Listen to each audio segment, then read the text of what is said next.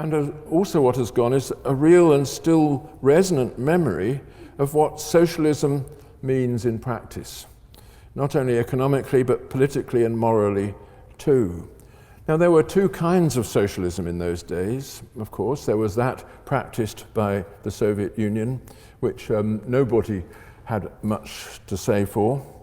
But there was that also which had periodically been in the ascendancy in Western Europe, about which many people had quite a lot to say, positive to say. But in both cases, there were certain salient features. First of all, economic stagnation. That is something that we in Britain lived through during the 50s and 60s, and it was quite painful. Not just in the sense of unemployment, but also the unprofitability of many of our industries, and the fact that the general public was frequently held to ransom by the trade unions, trade unions formed of men and women working in the nationalized industries. And you've not had, your generation has not had that experience, but of course every now and then the French have that experience, and from all the evidence fairly fed up with it. But we had it in a big way during the times of Harold Wilson and shortly afterwards.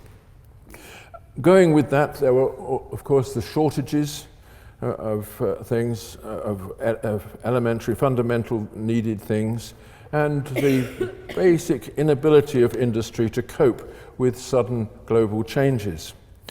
But in our case in Britain, that kind of, those downsides of socialism coexisted with real democratic procedures and civil freedoms. That is a very important point. It's what helps people to think that socialism, okay, it makes mistakes, it's weak economically, but nevertheless it's perfectly compatible with democracy and has as its intention a fairer, more just distribution of goods. So it wasn't wiped away from people's consciousness in quite the way that it has been wiped away from the consciousness of people in Eastern Europe. But the way was opened, nevertheless, by our democratic socialism to the extinction of very, very fundamental freedoms. There was a sense that the state was not just in charge of the economy, but also in charge of society too, and that its goal should be to impose upon society some kind of recipe for social justice which would replace traditional hierarchies and forms of domination with a more equal distribution of goods and advantages. And this happened very clearly in the realm of education. There was no move to abolish private education. That was very important during the socialist period of our country after the Second World War. But there was a move, which was eventually successful, to abolish the choice of schools for people who sent their children to state schools. I was one of those lucky children who was sent to a grammar school and got the same kind of education there as I might have got from the best of private schools.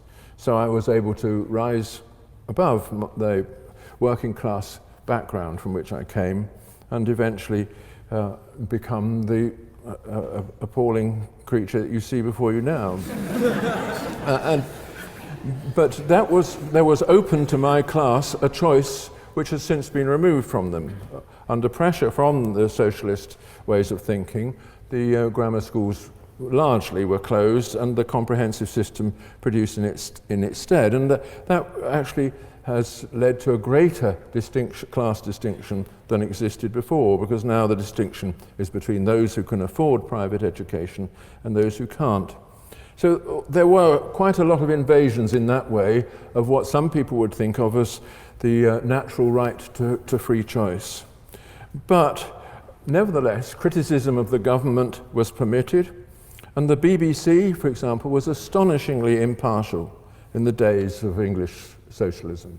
It was a genuinely impartial commentator upon the society and the government of the day. which is something that, of course, it has ceased to be. I think most people will recognise this, that if a Conservative appears on the BBC, it's as a token recognition that quite a lot of people in the country are of that benighted persuasion. We'd better let them appear for a bit in order that they should be humiliated properly. And as one of those token Conservatives who appears on the BBC, I can assure you that the humiliation is complete. Nevertheless, so things have moved in a different direction since then. But I think we should always remember that when we had a socialist government in this country, there was a real attempt to reconcile it with democratic procedures and with the free speech and freedom of opinion in the areas, including politics, where people differ.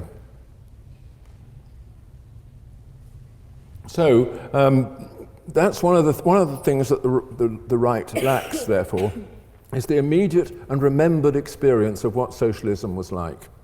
Those who've been through it, especially those who've been through the Eastern European version of it, will take a lot of persuading that they want to do it again. But the younger generation who have not been through it, we can't rely upon telling them what it was like, because they will always recognize that we have an interest in persuading them, and